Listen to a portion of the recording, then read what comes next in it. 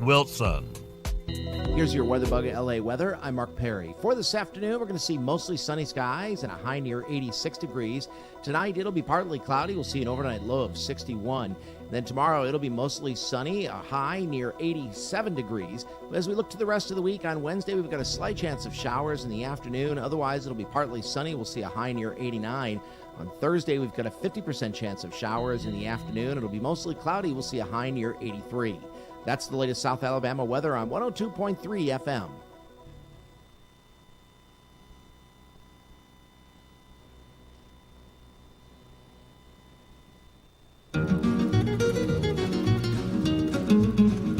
In the southern part of Texas, in the town of San Antonio, is a fortress all in ruins that the weeds have overgrown. You may look in vain for crosses and you'll never see a one, but sometimes between the setting and the rising of the sun, you can hear a ghostly bugle as the men go marching by. You can hear them as they answer to that roll call in the sky.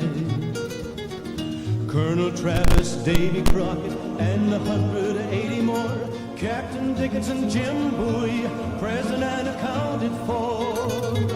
Back in 1836, Houston said to Travis, get some volunteers and go fortify the Alamo. Well, the men came from Texas and from old Tennessee, and they joined up with Travis just to fight for the right to be free. Indian scouts with squirrel guns, men with muzzle loaders, stood together heel and toe to defend the Alamo. You may ne'er see your loved ones, Travis told them that day. Those who want to can leave now, those who fight to the death let them stay. In the sand he drew a line with his army saber. Out of 185, not a soldier crossed the line. With his banners a-dancing in the dawn's golden light, Santa Anna came prancing on a horse that was black as the night. Sent an officer to tell Travis to surrender. Travis answered with a shell and a rousing rebel yell. Santa Anna turned scarlet, played to Quelo, he roared, I will show them no quarter, everyone will be put to the sword. 185, holding back 5,000. 5 days, 6 days, 8 days, 10. Travis held and held again. Then he sent for replacements for his wounded and lame. But the troops that were coming never came, never came, never came. Twice he charged, then blew recall. On the fatal third time, Santa Anna breached the wall, and he killed them one and all. Now the bugles are silent, and there's rust on each sword, and the small band of soldiers lie asleep in the arms of the Lord.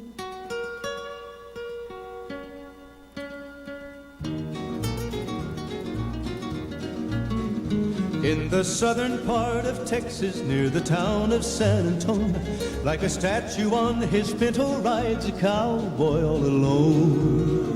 And he sees the cattle grazing where a century before Santa Anna's guns were blazing and the cannons used to roar. And his eyes turn sort of misty and his heart begins to glow, and he takes his hat off slowly to the men of Alamo, to the 13 days of glory at the siege of Alamo.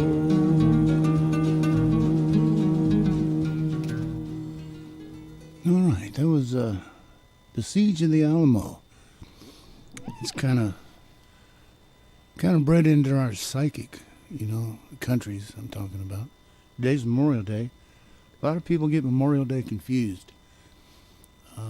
You know, it's not Veterans Day. It's a day we spend to think back and to maybe, you know, talk to your God or pray to your God and just say thank you, whoever your God is.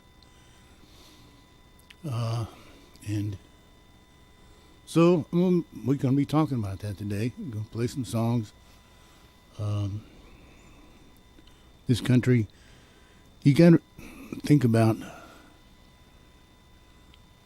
we were a small group of colonies. Colonization started way back before we were there, but here, I guess, and we're still making up for some of the problems that colonization has led to. But we had a group of men that said they didn't want to be under the British rule. Now think about it. You know, here's a few men with, you know, not very many people in the colonies at that time, going against the most powerful military in the world. And so everybody, and they were doing it with a type of government that nobody had ever heard of before. I mean, the whole world thought they were crazy.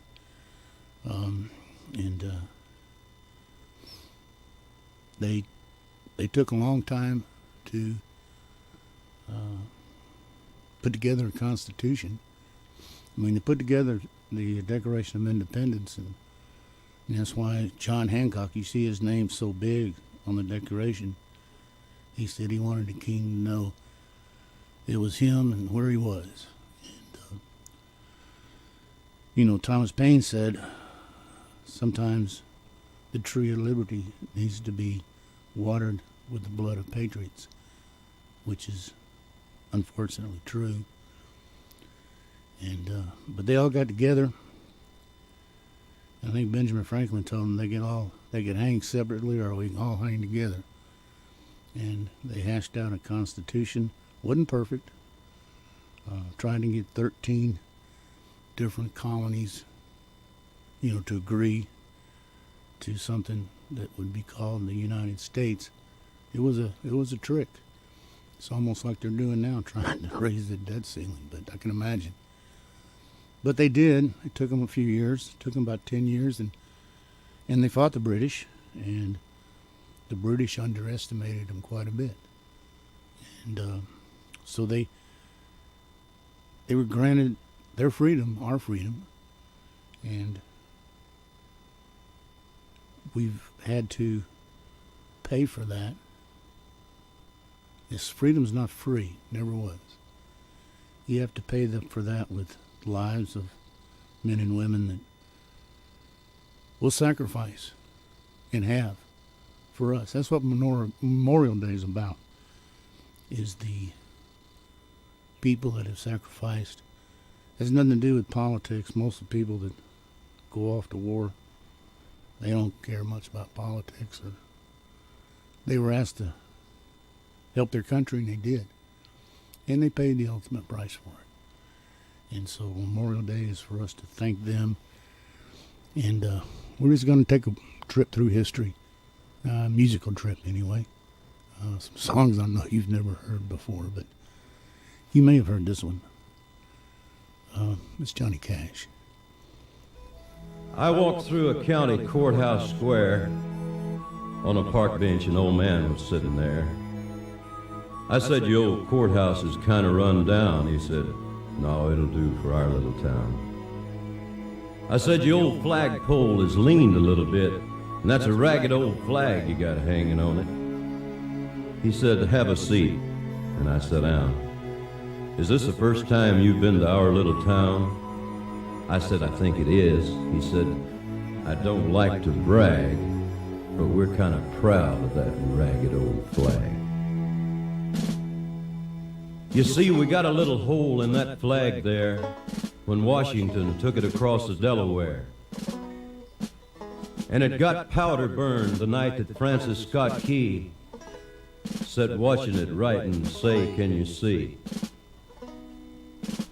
And it got a bad rip in New Orleans with Pakenham and Jackson tugging at its seams. And it almost fell at the Alamo beside the Texas flag, but she waved on though. She got cut with a sword at Chancellorsville, and she got cut again at Shiloh Hill. There was Robert E. Lee, Beauregard, and Bragg, and the south wind blew hard on that ragged old flag. On Flanders Field in World War I, she got a big hole from a Bertha gun. She turned blood red in World War II. She hung limp and low a time or two. She was in Korea, Vietnam. She went where she was sent by her Uncle Sam. She waved from our ships upon the briny foam, and now they've about quit waving back here at home. In her own good land here, she's been abused. She's been burned, dishonored, denied, and refused. And the government for which she stands is scandalized throughout the land. And she's getting threadbare and she's wearing thin, but she's in good shape for the shape she's in. 'Cause she's been through the fire before, and I believe she can take a whole lot more. So we raise her up every morning, we take her down every night, we don't let her touch the ground, and we fold her up right. On second thought, I do like to brag, 'cause I'm mighty proud of that ragged old flag.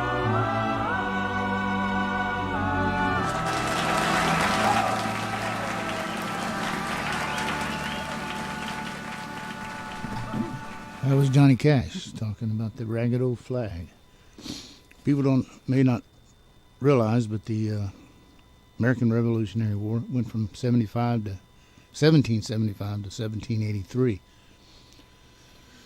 We lost 25,000 Americans, which there wasn't a whole bunch of us at that time. So 25,000 was quite a bit. Then we finally figured out that we got our freedom, but what were we going to do with it? And a lot of people didn't understand. They wanted George Washington to become a king because they didn't know any other way, because it had never been the kind of government we were talking about, or they were talking about. It never happened before. But they decided to stay with it, and we had some rough times. There were a few wars. We had to fight the British again in 1812, the War of 1812, which actually lasted till 1815, and we lost 20,000 there.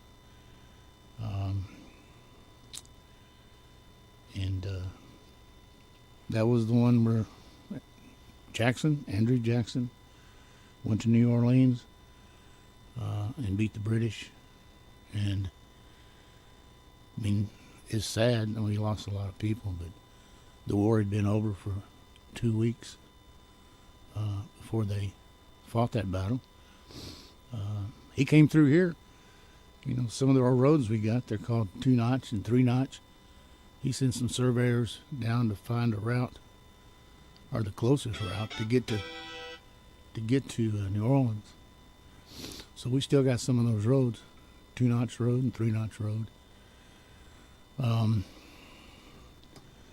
But we went on, and we knew we still had growing pains, lots of growing pains, and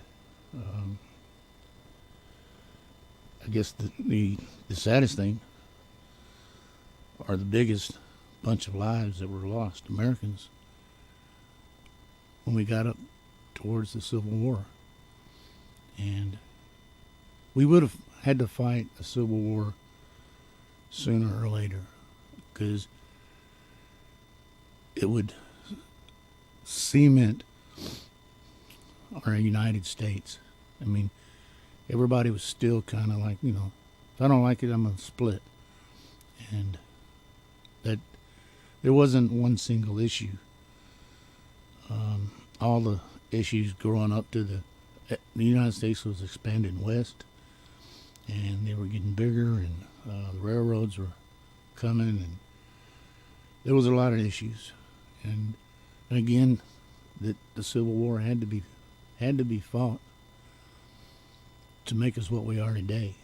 And we're still not perfect, but we lost over 600,000 Americans, the biggest loss of life in any war we've ever been in. In 2 days at Teedham and Gettysburg, we lost almost 80,000 people. And that's almost more, that's bigger than a county, I guess.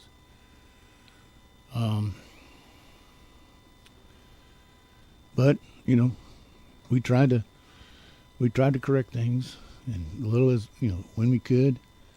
But again,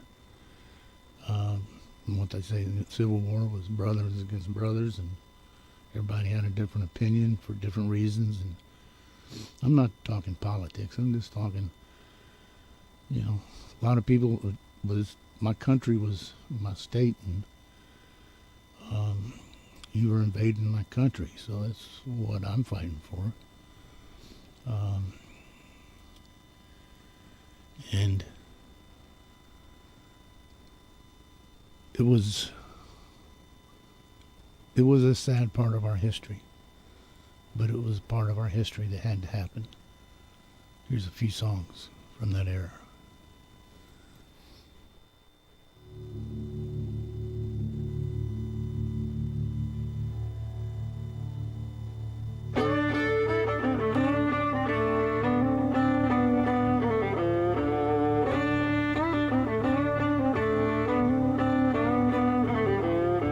One wore blue and one wore gray as they marched along the way. A fife and drum began to play all on a beautiful morning.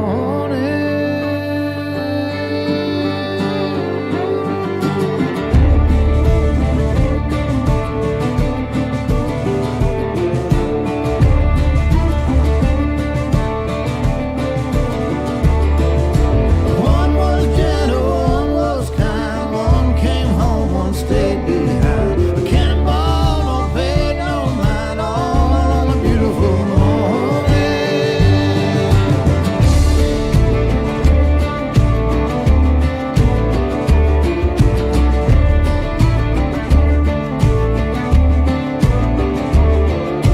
Cannonball, no paid no mind, though you're gentle, though you're kind. You don't think of folks behind, all on a beautiful morning.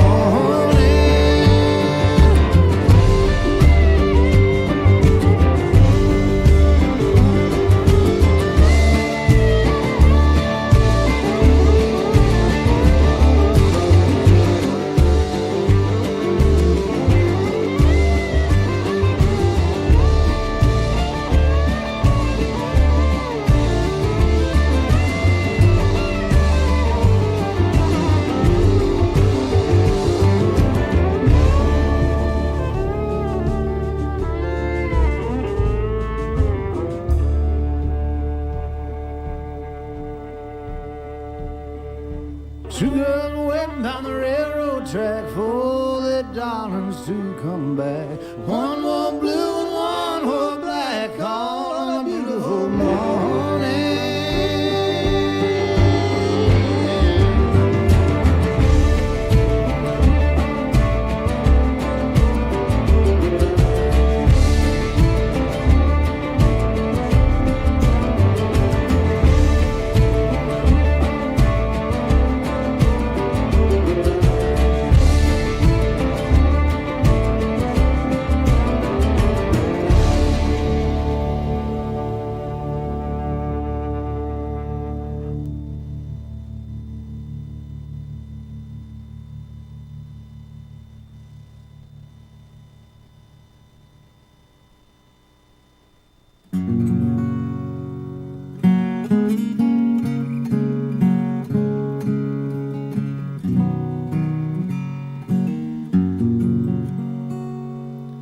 My brave lad sleeps in his faded coat of blue. In a lone and silent grave lies the heart that beats so true.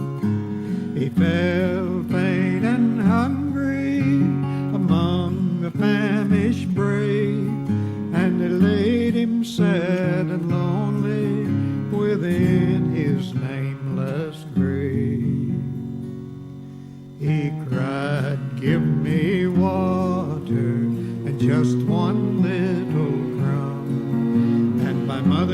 she will bless you in the many years to come.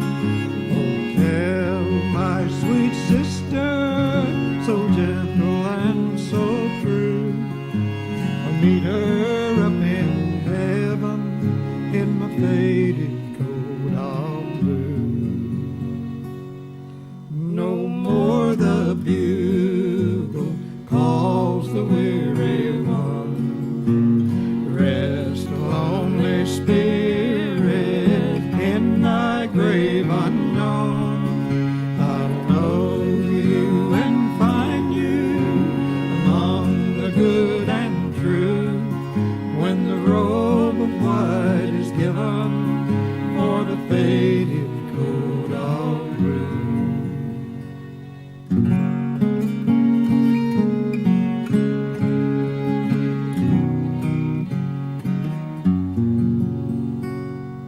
Long years have vanished, and though he comes no more, yet my anxious heart will start with each footfall at my door.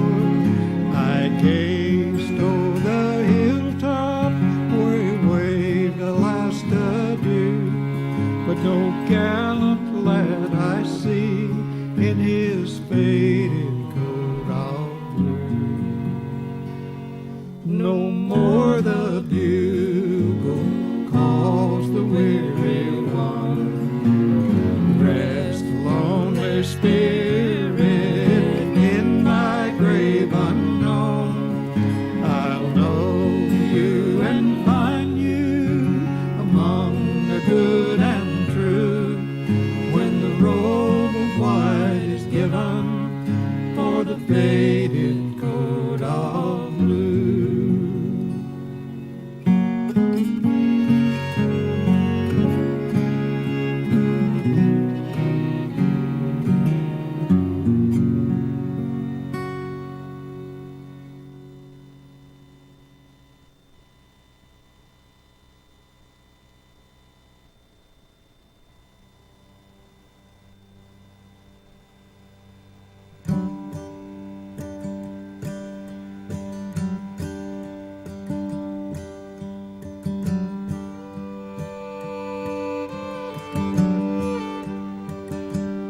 In a dreary Yankee prison, where a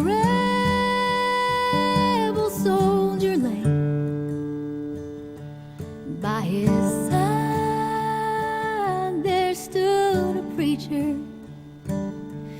ere his soul should pass away, and he faintly whispered, "Parson," as he clutched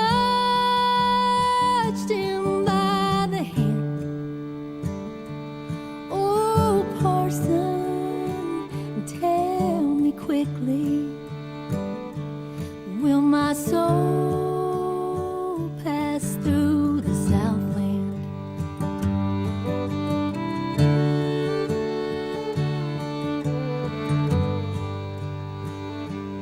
Will my soul pass through the Southland to my old Virginia grand? Will I see the hills of Georgia and the green fields of Alabama? Will I see that little church house where I pledged my heart and hand?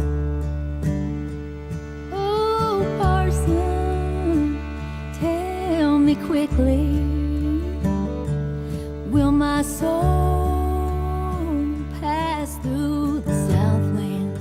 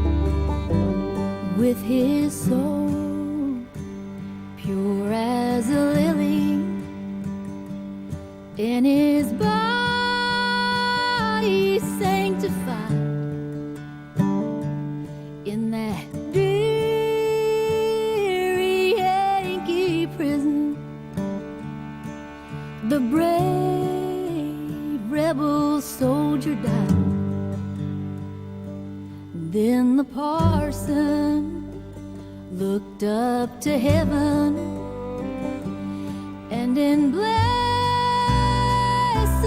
raised his hand. Father, grant this soldier's wishes. May his soul pass through the Southland.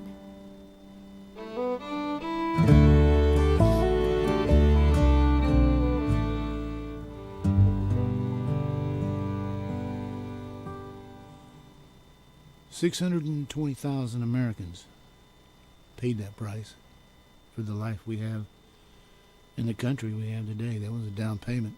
That was a big down payment. Some things we probably haven't recovered from that yet. We're still working on it. It left the whole country devastated, especially the South.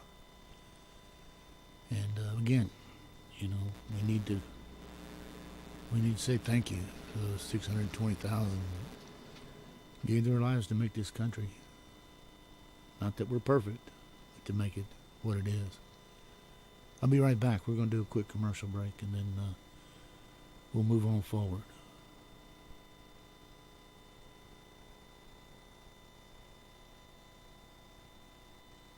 Young's Florist and Gifts, been serving the Opp and surrounding area for over 50 years. Located at 114 East Covington Avenue, downtown Opp. You'll find Sorelli handcrafted fashion jewelry, chocolate gourmet apples and caramels, Priester's pecans, Tyler candles, scented for everyone's taste. For all occasions, from Christmas, Valentine, Mother and Father's Day, other occasions like dance recitals, tryouts, homecoming courts, graduation, and of course, funerals. You can also have them place flowers on your father's and mother's grave for all occasions. Where you find this at? Young's Florist and Gift. Give them a call, 493-4566. Moving Cell, formerly C&K Wholesale, is now KC Wholesale Decor. No longer carrying concrete statues. We will continue to carry the silk flowers, arrangements, and supplies for the crafters. We will carry home decor items too. Moving soon to the H&R Block building by June the 15th. Current address, 1014 Highway 84 East. New address, 508 North Main Street. Open 9 a.m. till 4:30 Monday through Friday. First Saturday each month, 9 o'clock until 2. Phone number, 334-342-0071. Friday and Saturday, June 2nd and 3rd. Be at the Hank Williams Festival in Georgiana for Chris Cagle.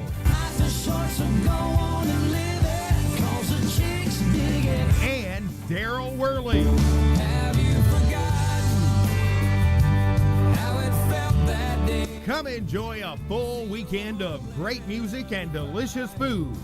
Saturday, June 3rd, come party with Chris Cagle. I breathe in and breathe out. Friday night, June 2nd, it's Daryl Worley. Sounds like life to me. It ain't. Daryl Worley and Chris Cagle, June 2nd and 3rd at the Hank Williams Festival in Hank's boyhood hometown of Georgiana. Just 1 hour south of Montgomery off I-65. Let there be cowgirls and rebel cowboys. Get tickets today at Eventbrite or at hankwilliamsfestival.com. The folks at Horn Beverage Company says go Bobcats. The Horn Beverage Company of Troy is proud to be a Bobcat sponsor and fan. Have you tried our Callaway Blue Water, Calypso Lemonade, Sparkling Ice Flavored Water, and Blue Energy Drink? It's refreshing before, during, and after the game, or at the victory party, or the next tailgating. It's not bad at the Opp Rattlesnake Rodeo either. The folks at Horn Beverage Company says go Bobcats.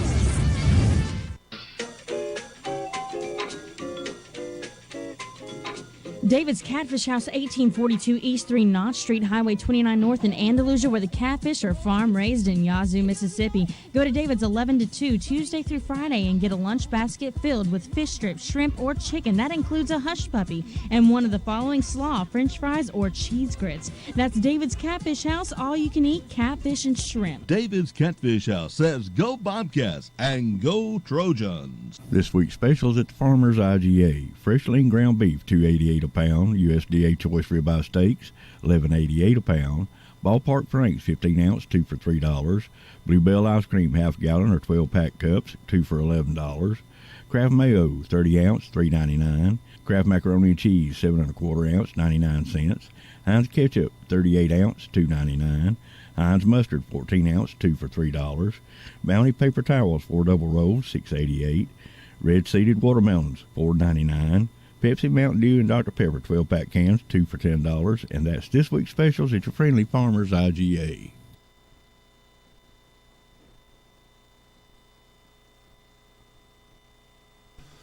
All right, we are back. And again, we need to just stop and think about it. 620,000 Americans died in our Civil War. There was something about the Alamo that I was going to tell you that I didn't.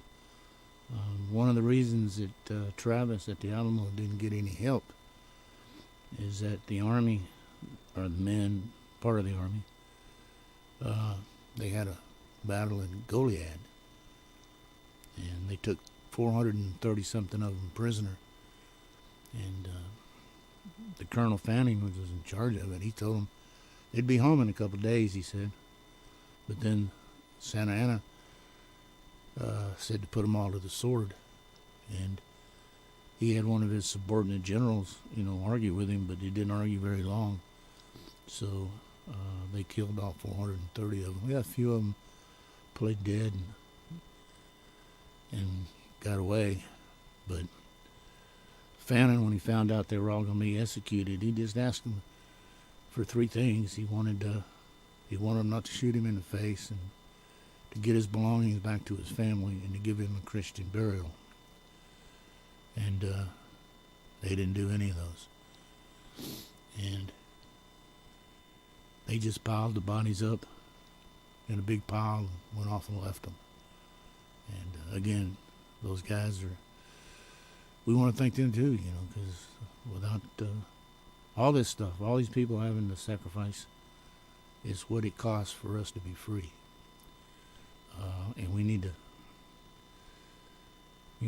to be thankful and appreciative that freedom's not free. We got up through, we tried to do right, and, we was in a few little wars between that and the turn of the century, and then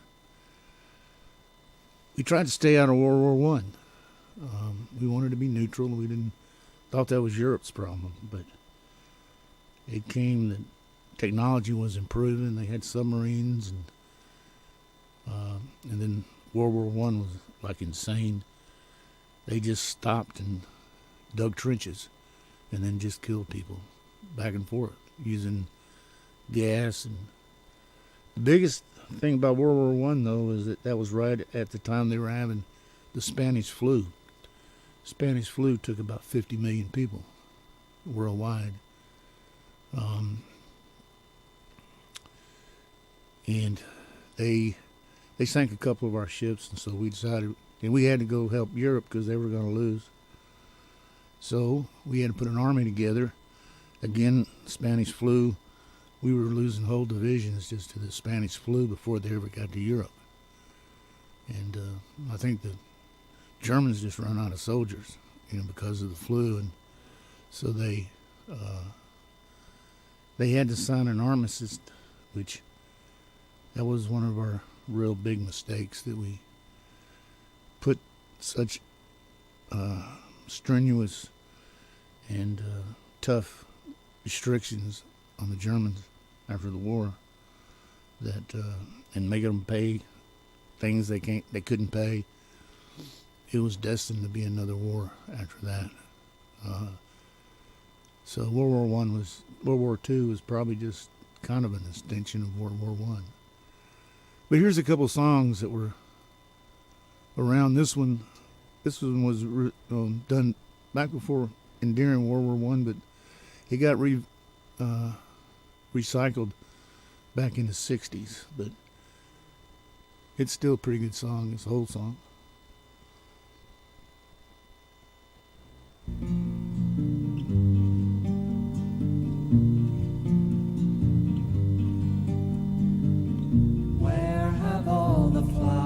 gone, long time passing.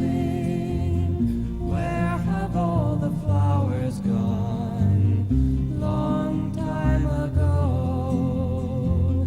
Where have all the flowers gone? Young girls have picked them every one. Oh, when will they ever learn? Oh, when will they ever learn?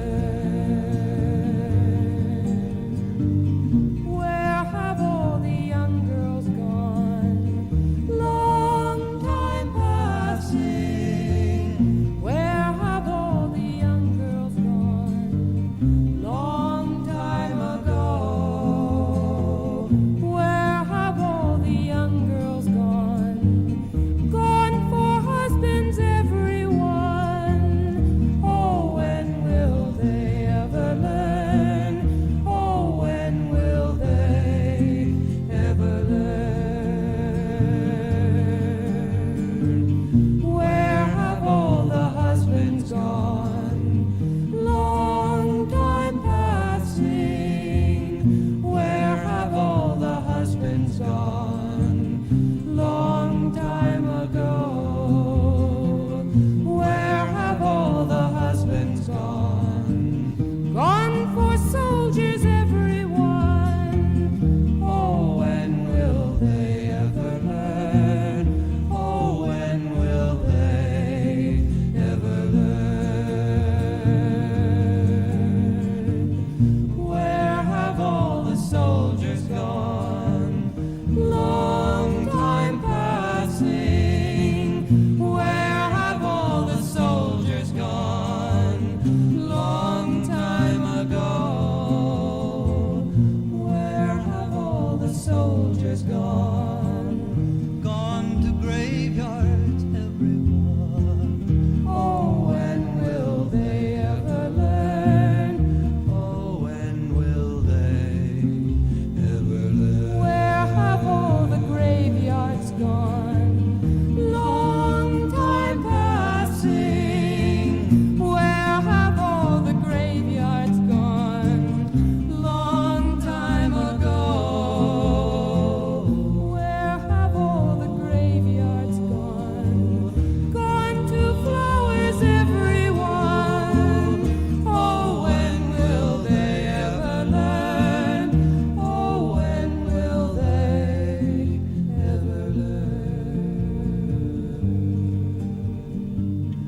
Where have all the flowers gone? Long time passing. Where have all the flowers gone? Long time ago. Where have all the flowers gone? Young girls have picked them every one. Oh, when will they ever learn? Oh, when will they ever learn?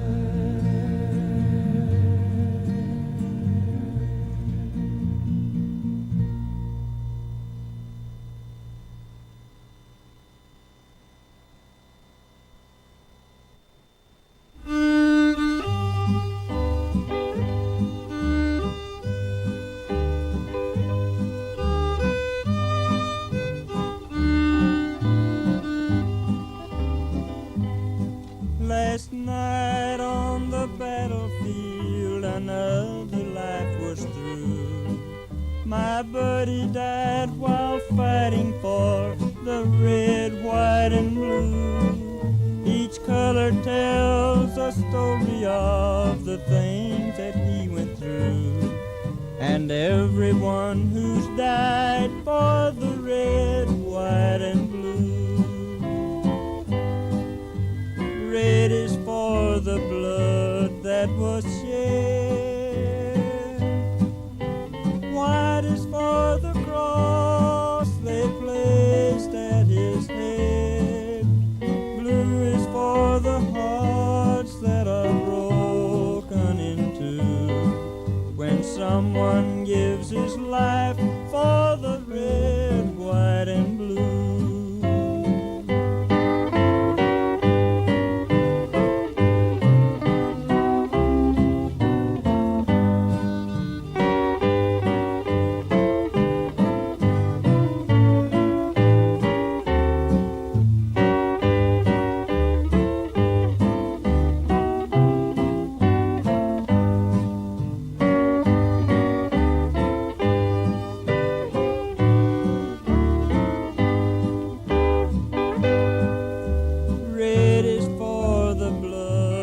blood was shed. White is for the cross they placed at his head. Blue is for the hearts that are broken in two when someone gives his life for the red, white, and blue.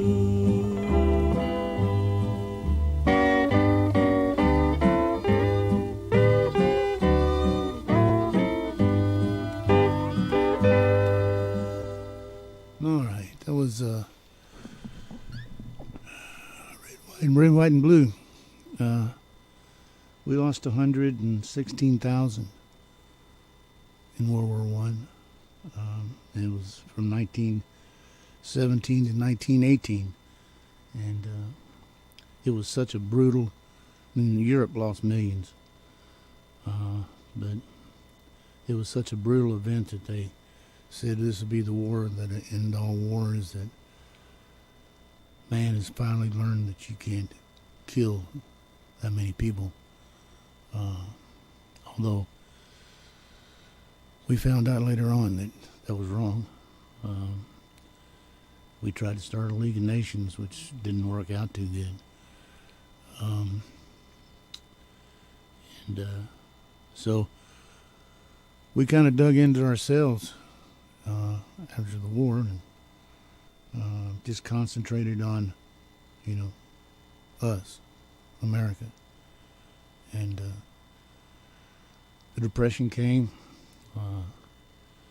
So there were a lot of people just trying to survive. You wasn't thinking about the things that was going to be going on in Europe. It started in the early 30s.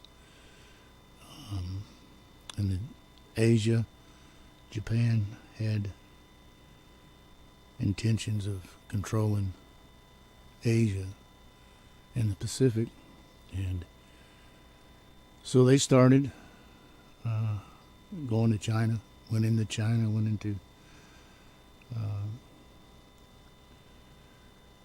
and we put sanctions on them.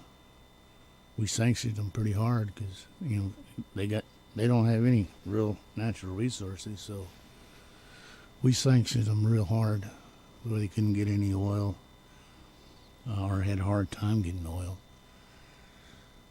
And so while we were, kind of putting our heads in the sand and doing a little bit, the world started going crazy again in Europe and in Asia, in the Pacific, China.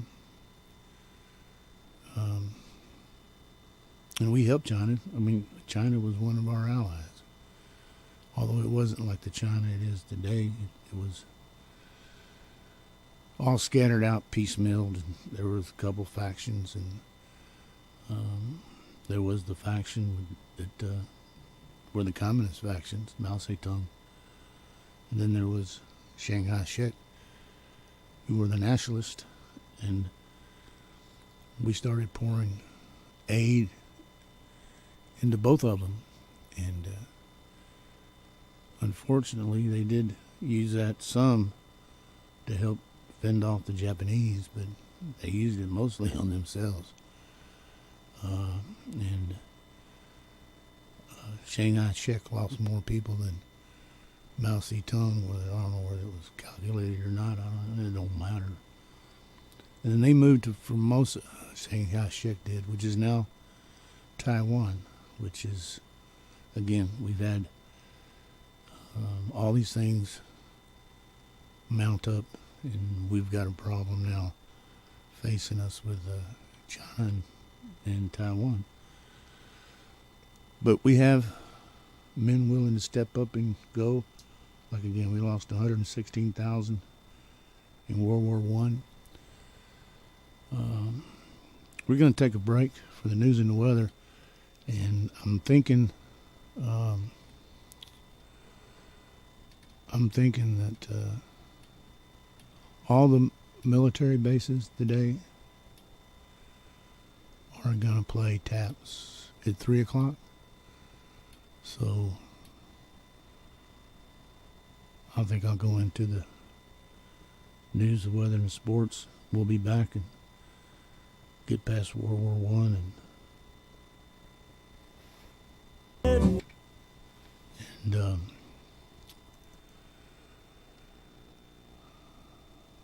again, just stop from your busy day. Say thanks. That's all you gotta do. Take 5 seconds. Realize who paid for what you're able to do today.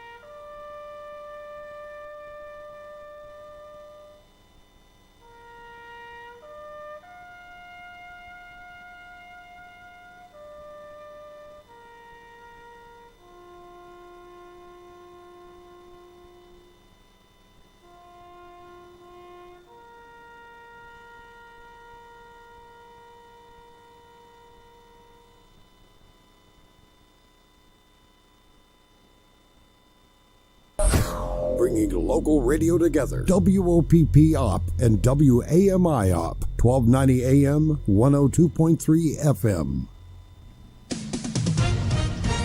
With SRN News, I'm Rich Thomason. Now that there is a preliminary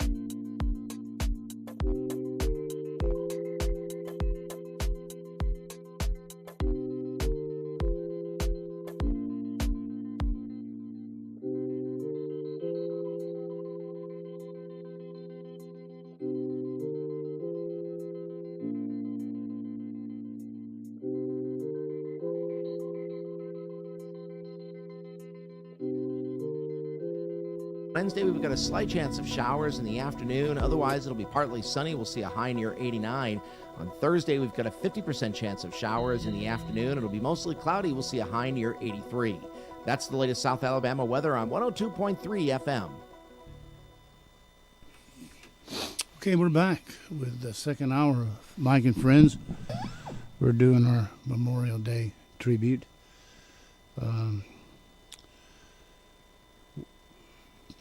We got past World War I. Then again, the world started. But we never finished it. And again, we made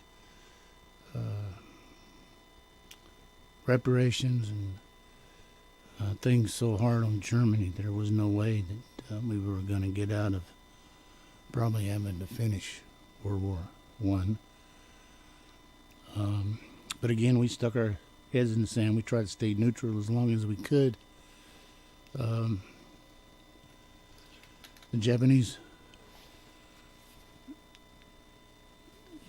bombed Pearl Harbor, thinking that was the only way they could ever have a choice or a chance,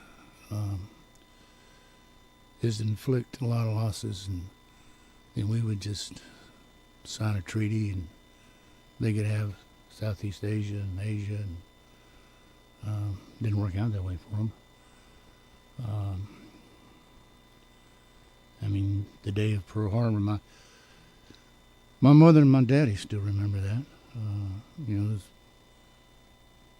guess there was a football game going on. They broke into a New York Giants football game to let people know that the Japanese had bombed Pearl Harbor. And after that, Hitler declared war on us. So we were in the deal, and we had to let some of the people in the Pacific surf for themselves, because we had to get to Europe first. And if you've ever read The Rise and Fall of the Third Reich, they had already planned on invading us. They had plans made up. It was going to be in the 50s before they thought they could do it, after they had conquered the rest of Europe. So we helped where we could. We had the Lend-Lease program. We let them have a lot of equipment, a lot of old ships, and we gave them a lot of money, and we did what we could. We also were allied with the Russians. And so if England had failed, we were a little late getting there, but if England had failed and if Hitler wasn't such an idiot, we probably never would have been able to get to Europe, because we wouldn't have a staging point. So it would have been years. And again, they were ahead of us technologically by 10 or 15 years. So it was going to come to us, and they were going to invade us, and there's a possibility that we couldn't have done much about it. But we had men step up. December 7th, they piled into the recruiting stations. We lost 425,000 men in World War II, or women too.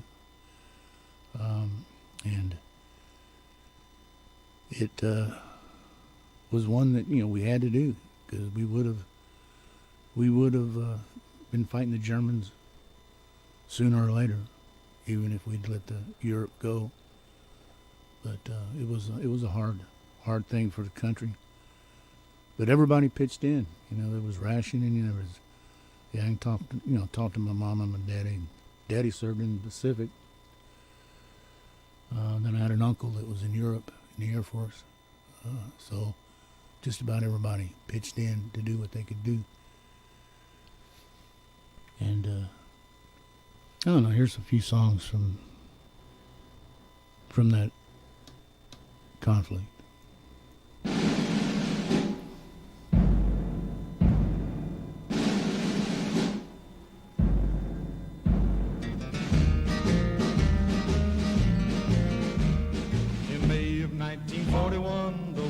Just begun. The Germans had the biggest ship that had the biggest guns. The Bismarck was the fastest ship that ever sailed the sea. On her decks were guns as big as steers and shells as big as trees. Out of the cold and foggy night came the British ship, the Hood.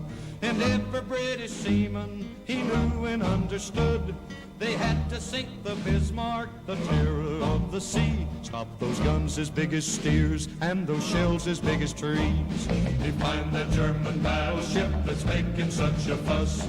We gotta sink the Bismarck 'cause the world depends on us.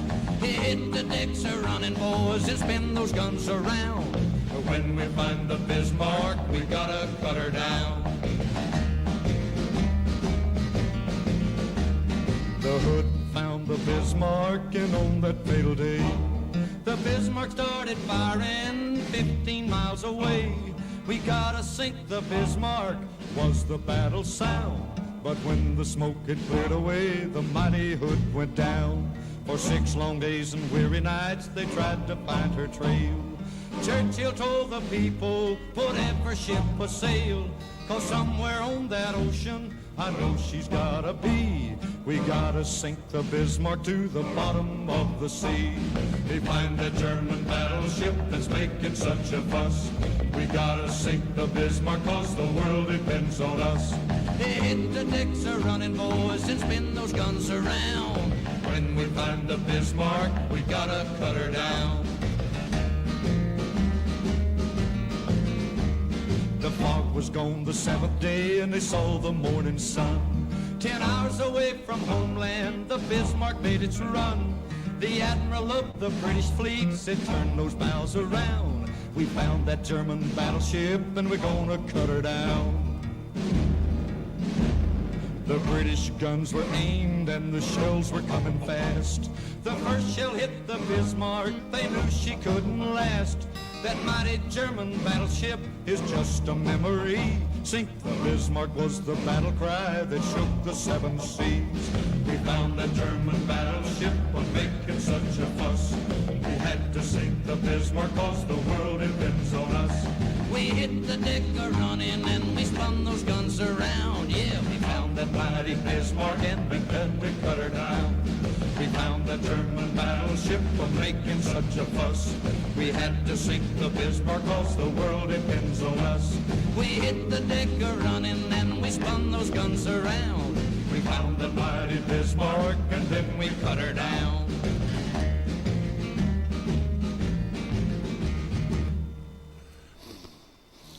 That was had to sink the Bismarck. The first early days of the World War II, we were getting whooped because we hadn't prepared. But the United States is a remarkable. Probably there's no other country in the world that could match when we're together. When we all pull together. Which is what we did. It's like General or Admiral Yamamoto said that all they managed to do at Pearl Harbor was wake up a sleeping giant.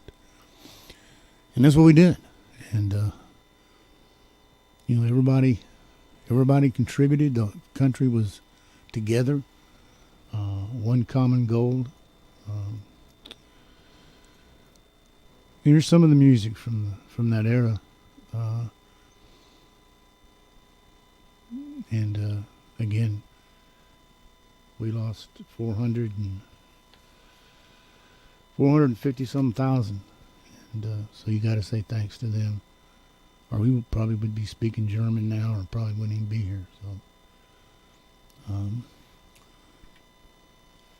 here's some Andrews Sisters. This was kind of the stuff that they listened to, my dad and your grandfathers and your fathers during the war.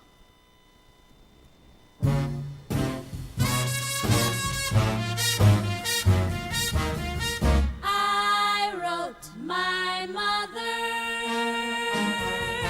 I wrote my father, and now I'm writing you too.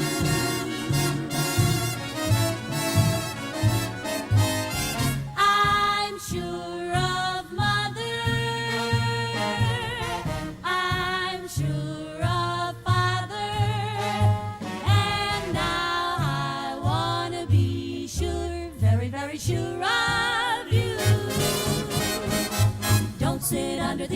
apple tree with anyone else but me.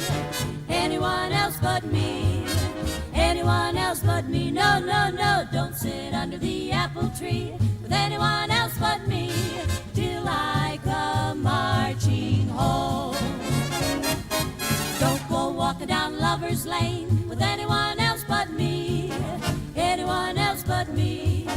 Anyone else but me. No, no, no, don't go walking down Lover's Lane with anyone else but me till I come marching home. I just got word from a girl who heard from the girl next door to me. The boy she met just loves to pet and it fits you to a T. So don't sit under the apple tree with anyone else but me till I come marching home.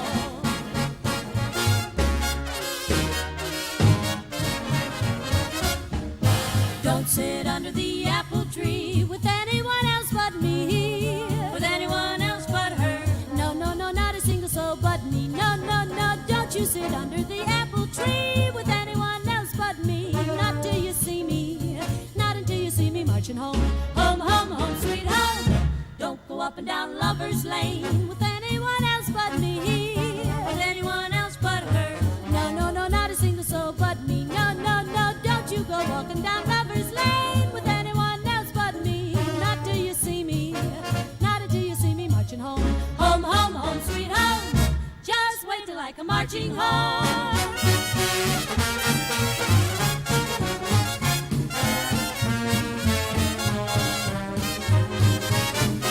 So don't go walking down a Lover's Lane, no, walking down a Lover's Lane till you see me. When you see me marching home, then we'll go arm in arm and sit down under the apple tree. Baby, just you and me. When I come marching home.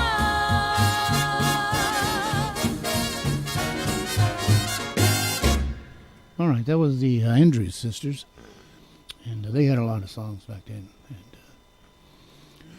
there was a guy named Glenn Miller, and he was like the Elvis Presley of the 40s. I mean, everybody loved Glenn Miller. He got a commission and took over the Army band and went to Europe, and he took off from England one night going to Paris. They just liberated Paris, and he was getting ready to do a concert for the troops over there, and he disappeared. They never saw him again. I mean, there's several stories out of what happened to him. One of the probably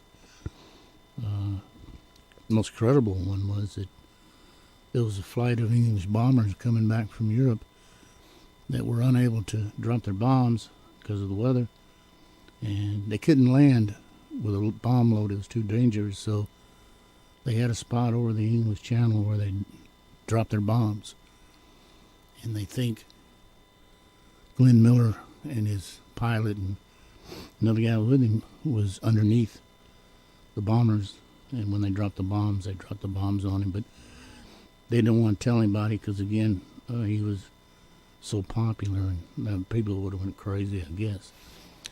But this was one of his songs. It's called American Patrol, and again, men and women that were Europe and Pacific, they all loved to listen to Glenn Miller. Even Tokyo Rose used to play some Glenn Miller, and the government didn't cut it off because it was propaganda too, because the guys liked it. So it's called American Patrol.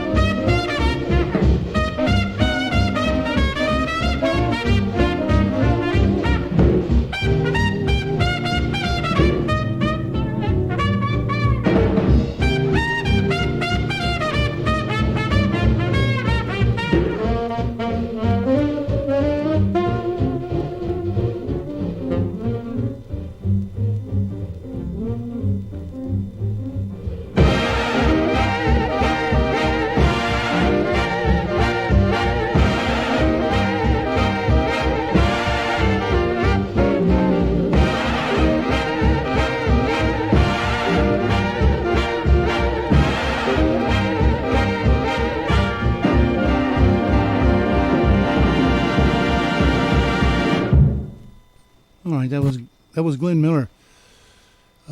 There were songs like that all during the 40s. And victory came, and the country was war weary, war fatigue, and our enemies, I don't really want to call them enemies, but China took advantage of that, and because we didn't want to do what we needed to do probably to stop the spread of communism. After all, we'd helped them. We kind of felt like they stabbed us in the back along with the Russians. That's what got Patton in a whole lot of trouble. He wanted to go ahead and start fighting the Russians because they had the army over there, and now was the time to do it. But they didn't give up anything that they had, so that they had taken, including half of Berlin. So that kind of what started the Cold War. And we went back to trying to just be us and not worry about the rest of the world too much. But there was things looming that wasn't going to let us do that. And Roosevelt had promised that they would do away with colonialism. The French, they lost their colonies to the Japanese. They got beaten in like 6 weeks. But it was one of Roosevelt's kind of demands, or I don't know if you call it that or not, but he wanted to have an end to colonialism because it caused so much trouble in the past. Middle East, some of those problems we're still having today because the British carved up the Middle East into just lines on a map. But they gave up their colonies. So we kept drifting closer to another conflict. And that was Korea. It was coming. 51. I hear the sound of distant drums far away, far away. And if they call for me to come, then I must go, and you must stay.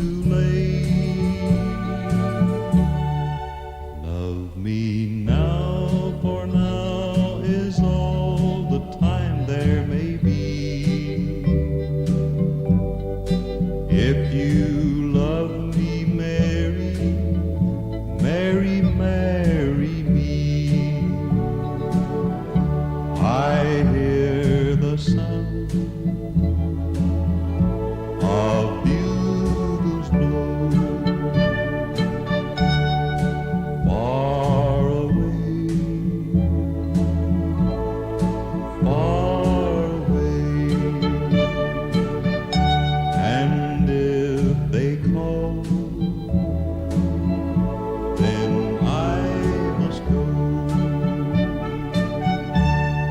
across the sea,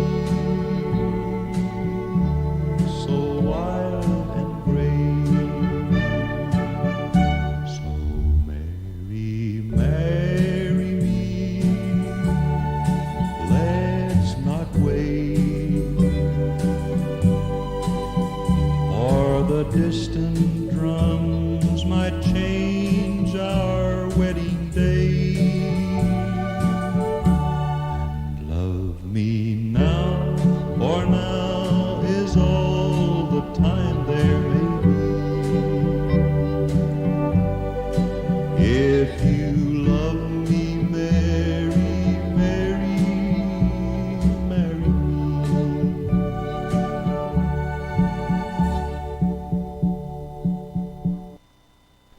All right, that was Jim Reeves, of course.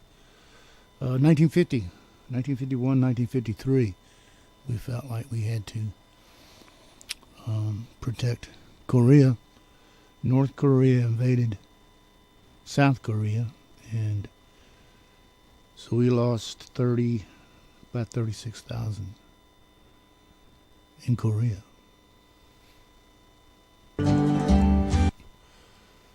Oh, I keep pushing the wrong button, but we didn't really call it a war. We called it a police action, with the UN. But as always, when things like that happen, we take the brunt of everything. I mean, we supply the men, we supply the money, we supply the blood, or the majority of it. And this is one of those songs about Korea, then we're going to move on.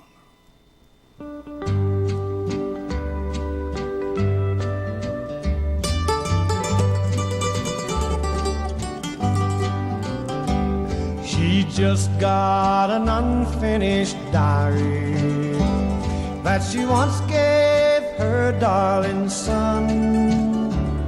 It starts the day when he left her and ends neath the enemy's gun. From mother's arms to Korea, and tomorrow I'll face the front line.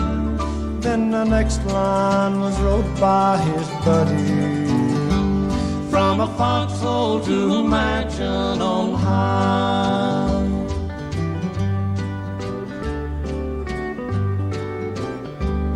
Last night I saw mother kneeling by the old hearthstone to pray. In my dreams I thought I was with her, and that's all my darling could say.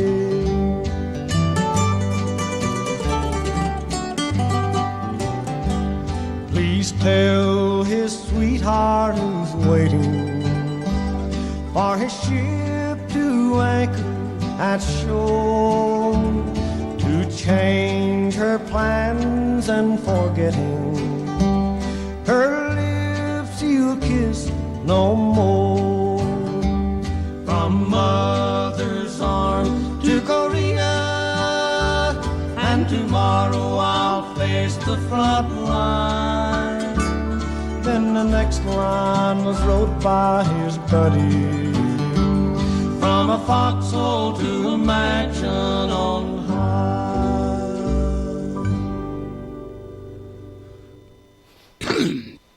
Well, that was Truman was president, and Truman let a few things go because, like the French, they wanted to go back and reclaim their colonies. And even though Roosevelt had promised that they would have their independence, but Roosevelt died, and Truman didn't know a whole lot about what had been going on. But he felt like he needed the French to help him with communism in Europe. And again, we started that Cold War, and the French went back into Southeast Asia, Vietnam to be exact, and fought with them. They lost 100,000 up until about 1954, and then for some strange reason we thought we had to go take the French's spot in a civil war that we knew nothing about. And we'll talk about that some. I got some things coming up on that. Let me tell you what's happening in the country kitchen, though. Tomorrow they got a menu for lunch. They're going to have chicken tenders, seasoned tater tots, mashed potatoes and gravy, rutabagas, broccoli, rolls, and dessert. $9.99 plus tax. That's a pretty good lunch tomorrow. So if you're out and about, go to the country kitchen and not. Like I said, Vietnam had Ho Chi Minh had promises from Roosevelt that they were going to get their independence. They helped us with the Japanese at the end of the war with intelligence, and even the French, when they went in, told them they could become an autonomous country of the French Union, but that didn't last long. The French needed money to pay for the war and lots of other reasons, and so they started fighting with the French again, and they'd been a colony for over 150 years, and they just wanted to be free, and that'd take a whole lot more time than we got right here to go through all that, but we felt like we could put some special forces and help them with some equipment and advisors that kind of got completely out of hand, I guess, as we know it. And that got us into, which we're still trying to recover from right now. And I'm just going to read you one quote. It says, "We are not going to send American boys 9,000 to 10,000 miles away from home to do what Asian boys ought to be doing for themselves." That was Lyndon Baines Johnson, right 2 weeks before the presidential election. He was president at the time because he took over when Kennedy got shot. 2 weeks before the presidential election is what he told us.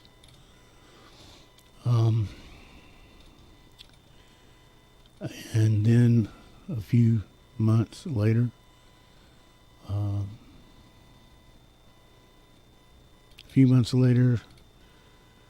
the Marines landed in Da Nang. And this was a popular song. It was written, by the way, by Tom T. Hall in '65. And you've probably heard it before.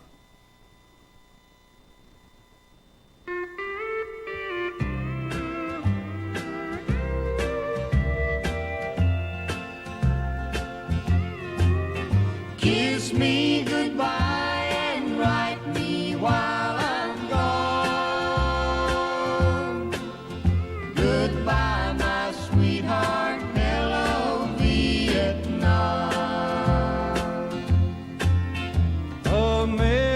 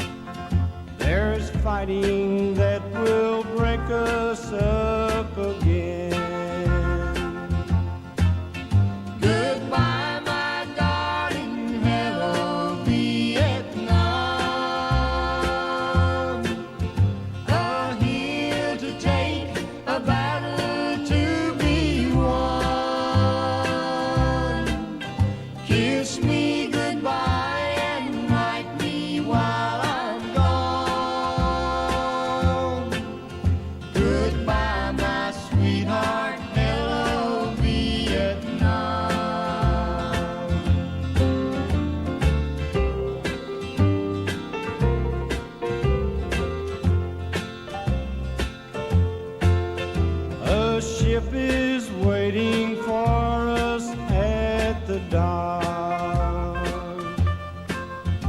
America has trouble to be stopped. We must stop communism in that land. Our freedom will start slipping through our hand. I hope and pray someday the world will learn that fires we don't put out will bigger burn. We must save freedom now at any cost, or someday our own freedom will be lost.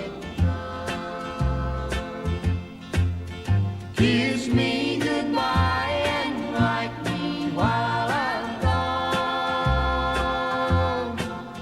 Goodbye, my sweetheart. Hello, Vietnam.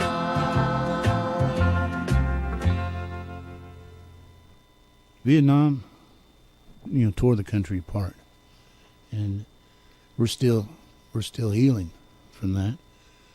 And unfortunately, a lot of people in the country took it out on the soldiers, and the vets coming back, and that wasn't right.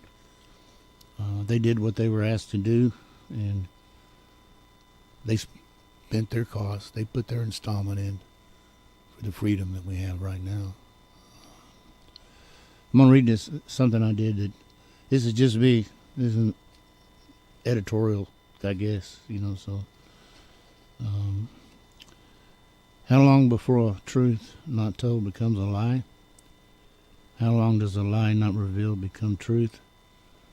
We all have secrets. Sometimes the difference between a truth and a lie depends on the nature of the lie or the consequence of the truth. I grew up a boy in the 60s in the Deep South, and things were changing pretty fast, and boys back then were being pulled in all kinds of different directions. The assassination of Kennedy and Dr. Martin Luther King and Bobby Kennedy, President Kennedy, the first one, changed the way the world looked in America, and it changed the way we looked at ourselves. The Civil Rights Movement, the Vietnam War was changing America, and it's something we'd never go back again, and that's the past. Protests were going on all over the country about everything. The war, civil rights, government oppression, you name it. There was a protest for it. You were either a hippie, a redneck, or sided with the man. There did not seem to be a place for most boys my age that just wanted to grow up, have a little fun, and end up with a life like our parents. Vietnam was the elephant in the room for a boy turning 18. He had to choose to get into college if he had the grades or the money, or face the possibility of being drafted and sent to Vietnam. If you get into college, you could get a deferment and hope the war ended before you graduated. If you got drafted, you could not show up and face jail time or go to Canada. And then there was the option that most boys I knew took. Do your duty, answer the call, take your chances. Few people did not have a relative, friend, or knew someone that had served or was killed in Vietnam. Vietnam was on the news every night. It was the first kind of war that was brought into your living rooms. How many we killed, how many we lost. It was like a game. The winner was the one who came out with the lowest score. For the men and women that were there, it was not a game. There were no winners, only losers. And what the news failed to say, at least to me anyway, is that I could understand is while we were even in Vietnam, and why did anyone on either side have to die? Vietnam changed America. It stole the Norman Rockwell image of innocence that we had that we'll never get back. We found out that the government would lie to us.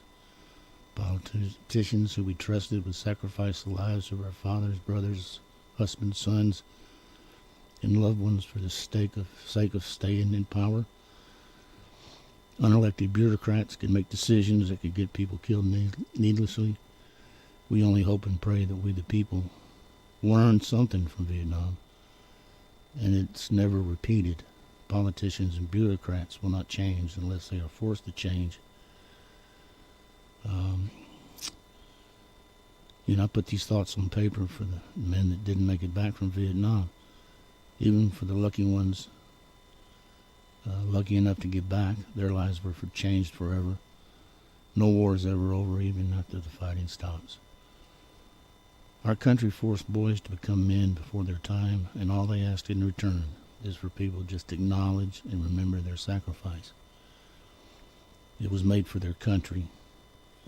It was made for you. And it was made for me. Like I said, I'm not being political, but those men, women,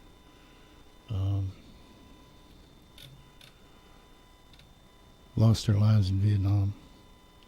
That was part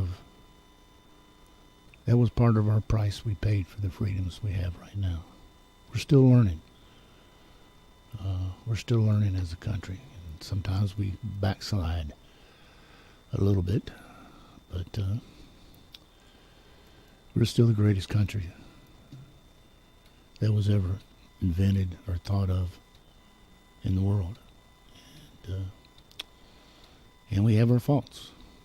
And we work on them when we can. But we need to respect and thank the ones that paid all this price for us, because they gave the ultimate price. And there's ones here today, and they have step up and serve and willing to pay the price for our freedoms.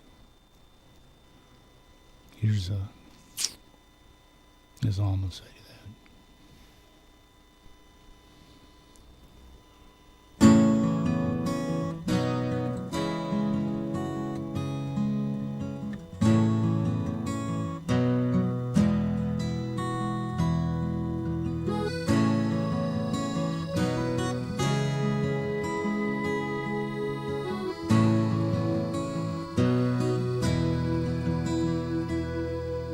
My daddy was a soldier in a foreign war, but he doesn't like to talk about it anymore.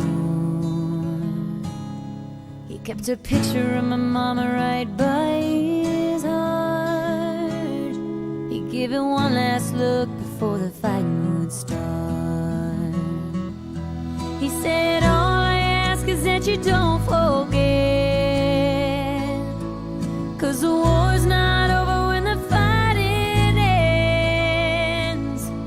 There's a part of me that will always be just a boy in a hole with an M16, airborne ranger infantry. I left my best friend lying in a pool of blood while I crawled away through the brush and mud. If I could choose to go back again, I'd die lying there next to him. Still see his face when I close my eyes, and I won't forget his sacrifice. There's a part of me that will always be just a boy in a hole with an M16.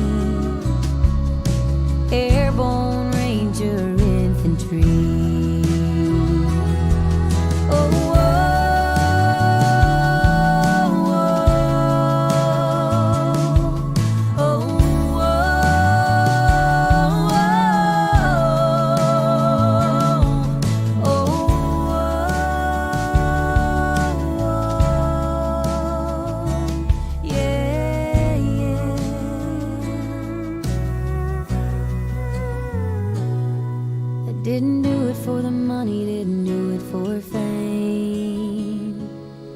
I didn't do it so the world will remember my name. I did it for my family and my country,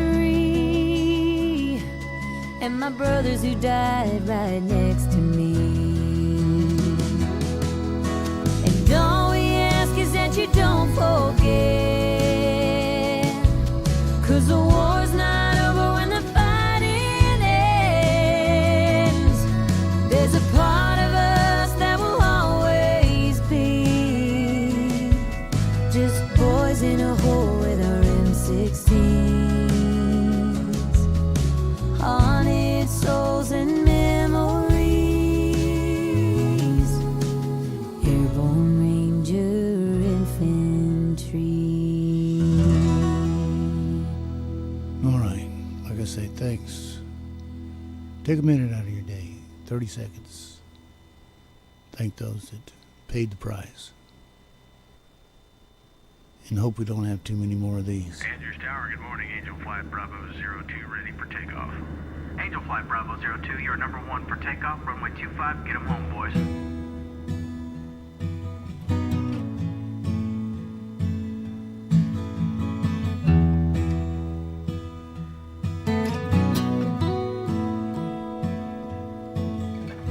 All I ever wanted to do was fly,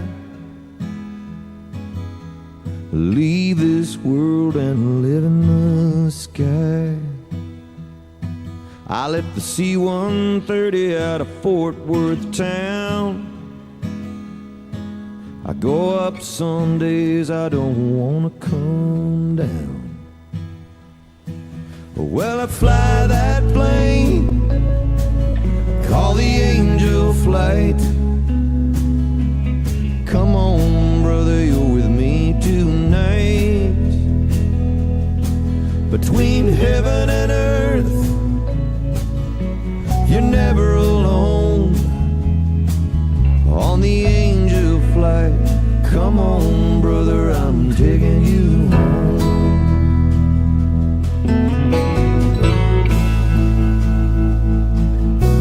I love my family and I love this land, but tonight this flight's for another man. We do what we do 'cause we heard the call. Some gave a little, but he gave it all. I fly that plane, call the Angel Flight.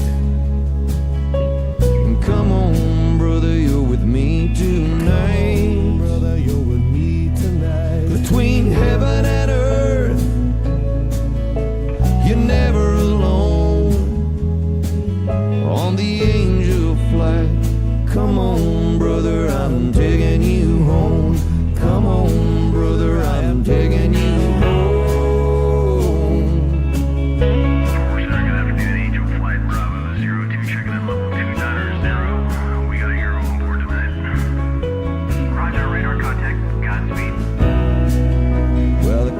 It's quiet and the stars are bright.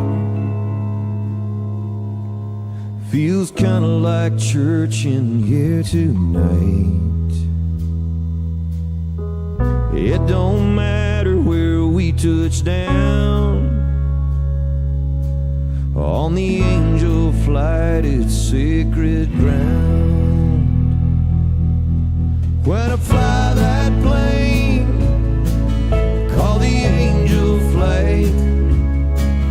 Got a hero riding with us tonight. Riding with us tonight. Between heaven and earth, you're never alone. On the Angel Flight, come on, brother, I'm taking you home. Come on, brother, I'm taking you home.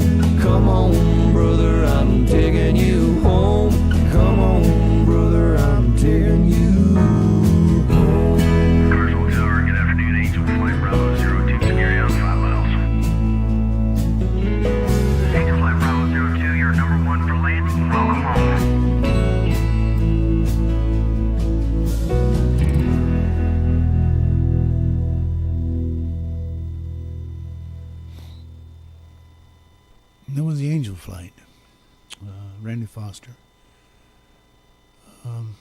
Yeah, you know, I know I'm kind of murmled around here today, but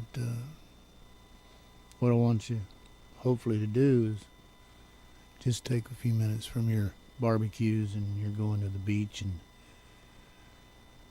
thank those that allow us to do that. Thank those that allow us to disagree with each other sometimes. Like I said, we're not perfect, but we're always striving to be perfect. And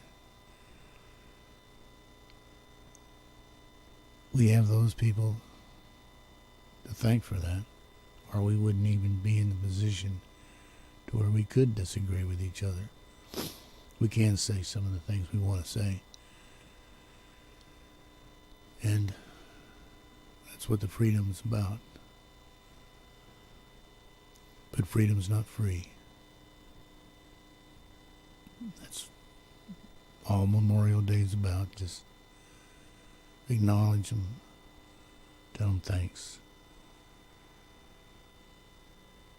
That's what America's about. Well, like I say, I've rambled on enough. We'll see y'all tomorrow, and I had some requests. I'll do them tomorrow and catch up on all my requests. And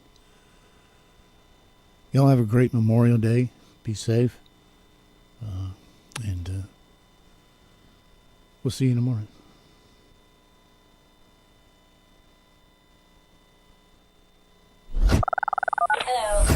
Bringing local radio together. WOPP Up and WAMI Up. 1290 AM, 102.3 FM. With SRN News, I'm Rich Thomason. Now that there is a preliminary deal, the federal debt ceiling drama shifts to Capitol Hill. Congress will review